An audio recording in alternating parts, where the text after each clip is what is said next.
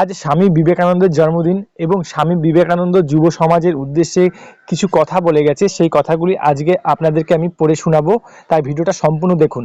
স্বামী বিবেকানন্দ বলেছেন, জীবনের সেই ব্যক্তি অসফল হয় যেই ব্যক্তি শুধু ভাবে কিন্তু কিছু করে না।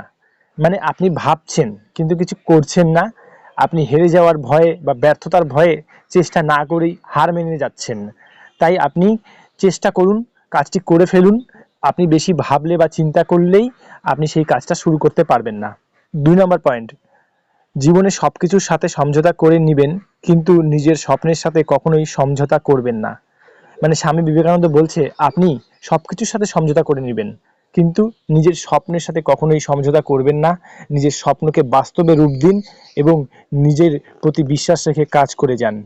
3 নম্বর পয়েন্ট, হেরে যাওয়ার ভয়ে চেষ্টা না করার থেকে জেতার জন্য চেষ্টা করতে করতে মরে যাওয়া অনেক ভালো। অনেকেই আছে যারা হেরে যাওয়ার ভয়ে বা ব্যর্থতার ভয়ে চেষ্টা না করেই হাল ছেড়ে দেয় বা হার মেনে নেয়। তাই স্বামী বিবেকানন্দ বলছে, হেরে যাওয়ার ভয়ে চেষ্টা না করার থেকে জেতার জন্য চেষ্টা করতে করতে মরে যাওয়াও ভালো। অন্তত নিজেকে নিয়ে আপনি গর্ববোধ করবেন। আপনি ভাববেন একটা সময় যে আমি চেষ্টা করেছিলাম, হেরে যাওয়ার ভয়ে চুপচাপ বসে ছিলাম না। স্বামী বিবেকানন্দ 4 নম্বর পয়েন্টে বলছেন, কারো বড় চাকর হওয়ার থেকে নিজেই নিজের ছোট মালিক হন, জীবনে খুশি থাকবেন। দারুণ কথা বলেছেন।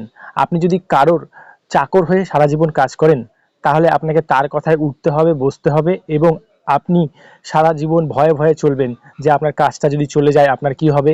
কিন্তু আপনি যদি নিজেই নিজের মালিক হয়ে কাজ করেন তাহলে আপনার মধ্যে একটা দায়িত্ববোধ জাগ্রত হবে এবং আপনি অনেক চিন্তা ভাবনা করে পা বাড়াবেন। নিজের ব্যবসা আপনাকে নিজেকেই বড় করতে হবে এবং ফাঁকি মারলে আপনার ব্যবসা ডুবে যাবে।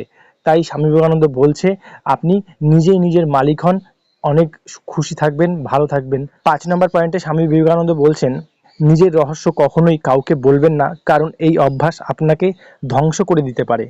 দেখুন, আপনি হয়তো এটা করবেন সেটা করবেন কিন্তু বন্ধু বান্ধব আত্মীয় স্বজনের মধ্যে বলে বেড়াচ্ছেন, সুতরাং তারা কিন্তু কখনোই চাইবে না যে আপনি তাদেরকে পিছনে ফেলে এগিয়ে যান বা জীবনে অনেক বড় মানুষ হন, সফল হন। তারা কখনোই চাইবে না। তাই নিজের রহস্য, নিজের পরিকল্পনা নিজের কাছেই রাখুন। যখন আপনি সফল হবেন তখন মানুষ নিজের থেকেই জানতে পারবে।